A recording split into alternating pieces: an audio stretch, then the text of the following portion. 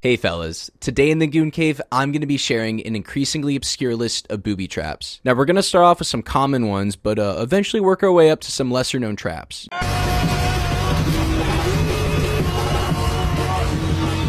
During the Vietnam War, punji sticks were responsible for about 2% of all American injuries during the war.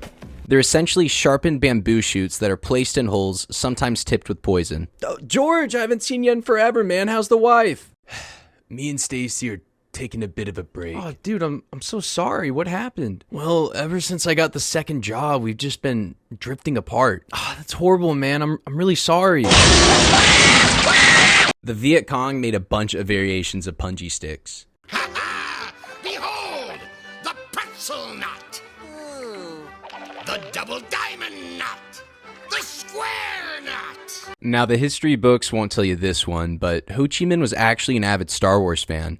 In fact, he was so inspired by the films that he decided to use some of the Ewok traps against the Americans.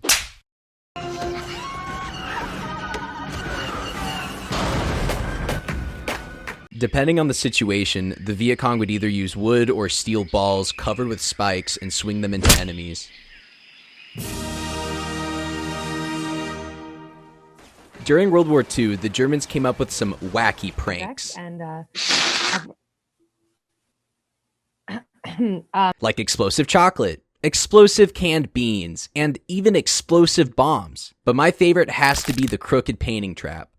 When Germans were retreating, they leave behind a crooked painting in an officer's command room, hoping that an unsuspecting officer would get annoyed and have to correct the mistake. Oh, wow! This office is way bigger than mine! And they have reclining chairs?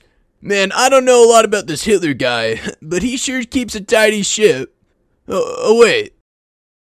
There you go.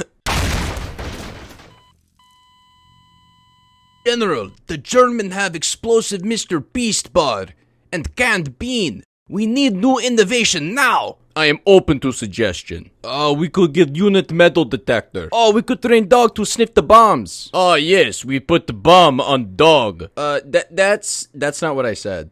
So the Russians strapped bombs to dogs and trained them to dive under tanks. Unsurprisingly, this was a horrible idea that was not effective and probably aggravated God. To train the dogs, they would put food under Russian tanks because they didn't have any German ones lying around.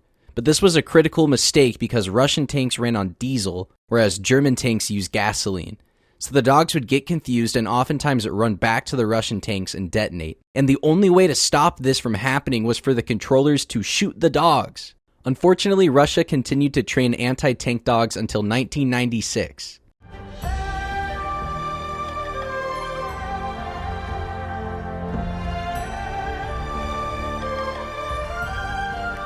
Qin Shi Huang has the largest tomb on the planet and houses the Terracotta Army. For the uninitiated, Qin Shi Huang is known as the founder of the Qin dynasty and for unifying all of China. Towards the end of his life, he became obsessed with immortality and would regularly drink mercury, which led to his death. Ancient historians note that the mausoleum has mechanical crossbow traps and a flowing mercury river. Now, there might be some truth to this because scientists have recorded a large level of mercury near his tomb. Due to the potential of booby traps, poisonous vapor, and fear of damaging the tomb, it has yet to be entered, making it the ultimate raid-proof base.